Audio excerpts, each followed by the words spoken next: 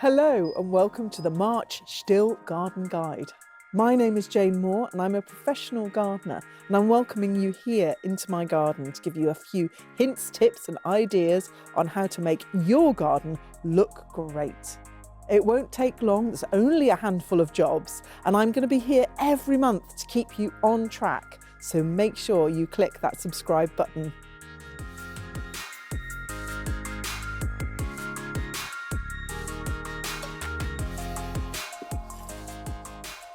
My garden is an absolute joy at the moment. Lots of spring bulbs like these early daffodils are just coming into flower. This is Tete-a-Tete, one of my all-time favourites. It's so early flowering and so perfectly miniature too. Just take a look in the video description for plant names and links. I've also got masses of snowdrops. Don't they look great? And that's because I keep dividing and splitting them. Snowdrops are one of those bulbs that it's best planted when it's actually growing rather than as a dry bulb like daffodils and tulips. It's called planting in the green. You can do it any time when the plants have finished flowering or any time when they're actually actively growing. But this is the perfect time of the year to do it, and it's so easy. You simply gently dig up a clump and then tease them apart. Then replant the smaller clumps at the same depth. If you haven't got any snowdrops of your own, they're widely available by mail order. Just make sure that they're coming from a bona fide supplier. This is the perfect time of year for splitting all sorts of plants. Let me show you.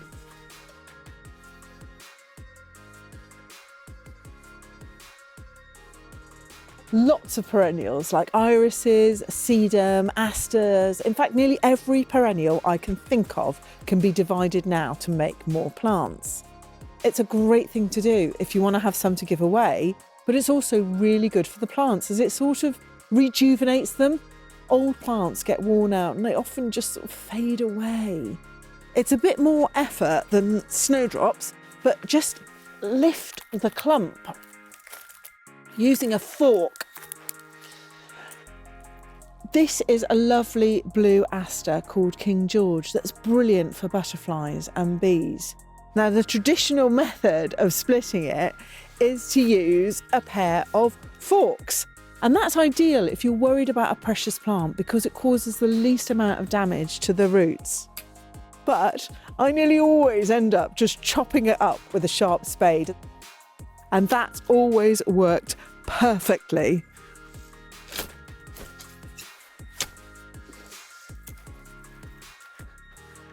Then replant them where you want them or pot them up to give away. But don't forget to water them in and to settle the soil around the roots nicely.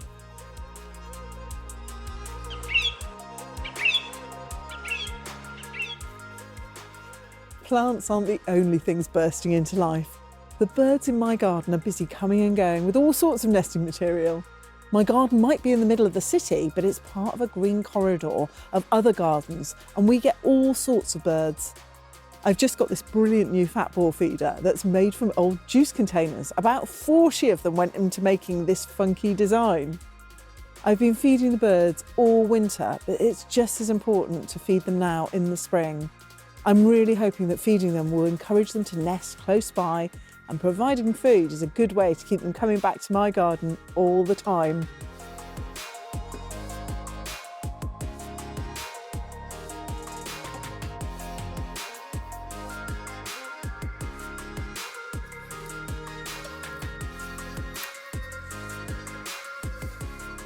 Right, let's do some pruning.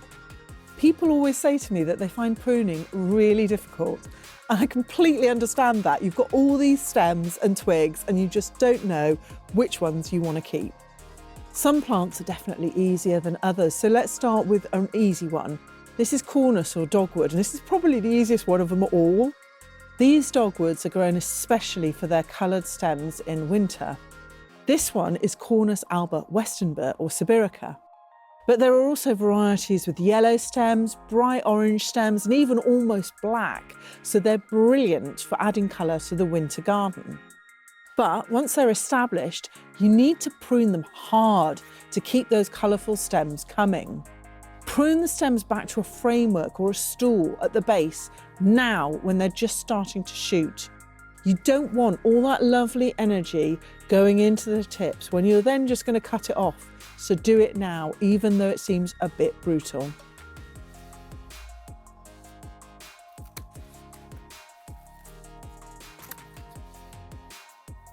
Now, pruning roses is a bit more tricky, but follow a few simple rules and you won't go wrong. Let me show you how I've pruned mine.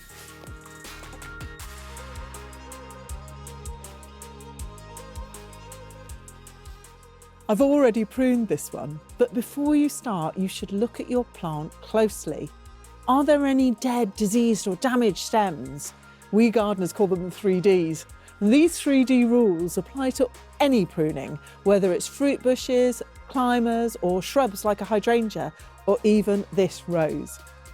Look out for brown dead stems or ones with wounds on them, spots and signs of disease and dieback too.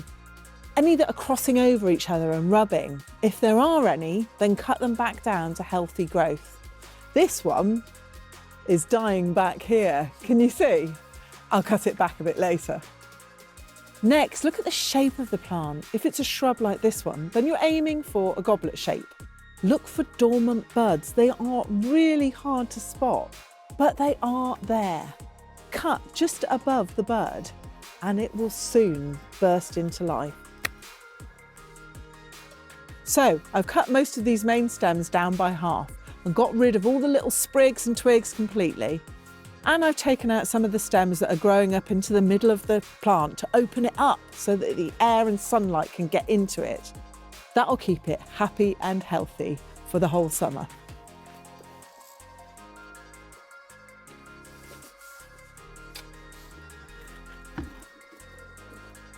This time of the year is the ideal time for a quick read through and tidy up of your beds and borders.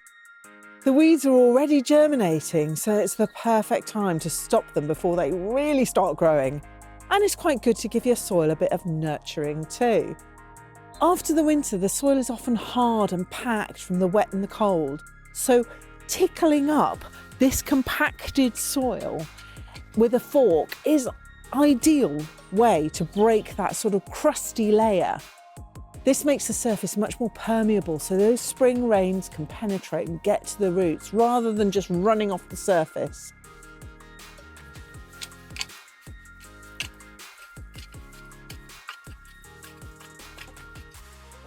I really hope you've enjoyed these gardening tips and you're all fired up to get out in your garden this March. Let us know what you're up to in the comments.